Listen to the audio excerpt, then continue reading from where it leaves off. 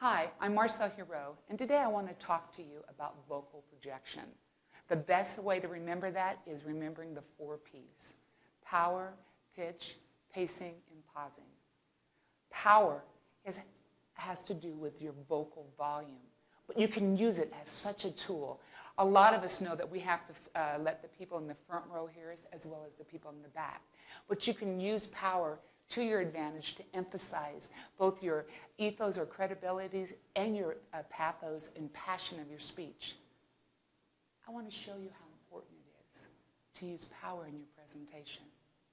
Bringing your audience through your voice. Use it as a musical instrument to kind of do the highs and the lows. And you use that by having confidence and building your confidence by knowing what your voice can do with power. Once you've got the power down, you go into pitch.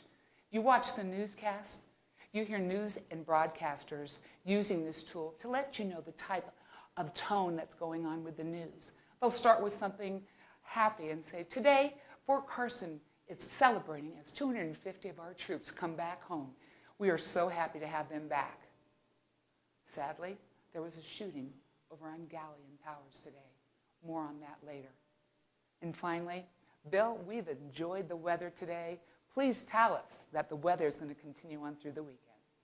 You hear it in the pitch and the way they use their voice that kind of lets you know if it's a happy, if it's sad, if it's serious, if it's joyful. A lot of us have different ranges in our voices. We can either be a soprano or alto or baritone. But when you speak, you use a more warm tone in your voice, and that's where the pitch comes into play. So as you get to learn and know your voice, you'll learn about the different pitches in the way. You do it in natural speaking. So that's what we call pitch. Pacing, typically, when you are speaking, the first thing that's going to happen is nerves. What happens when you have nerves is you start talking really, really fast because I'm really, really excited. I really want to tell you everything because, oh my God, I'm so excited. Anyways, I want to tell you this, and this just happened to me the other day, and I want to share it with everybody. And pretty soon you realize you plowed through a speech that should have been 5 minutes in less than a minute. And that's because you need to practice. When you practice, you understand the pacing of your speech, and you also understand the highs and lows, and you learn how to pace yourself. Very rarely do you slow down to the point of trying to emphasize something. Usually you slow down when you realize you plowed through a speech so fast that you have to slow down to make sure that you make your time. So pacing is an essential part that is tied into practicing. If you practice, you're going to know how to pace your speech. And finally, pauses. Pauses can be the most beautiful thing to emphasize a point in your speech.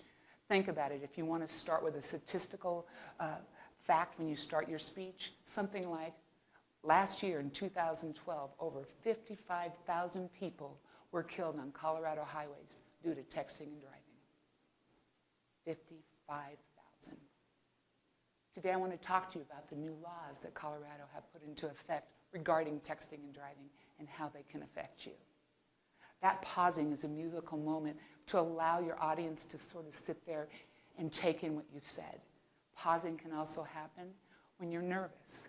If you're giving a speech and you need to pause for a moment, that's all right. It's a natural thing to do, and it happens to all of us.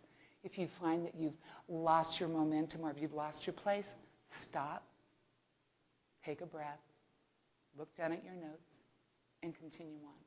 It's not the mistakes you make in your speech. It's how you recover from them that leave the impression. So remember, 4 P's, power, pitch, pauses, pacing, are all going to help you become a stronger speaker. More to come.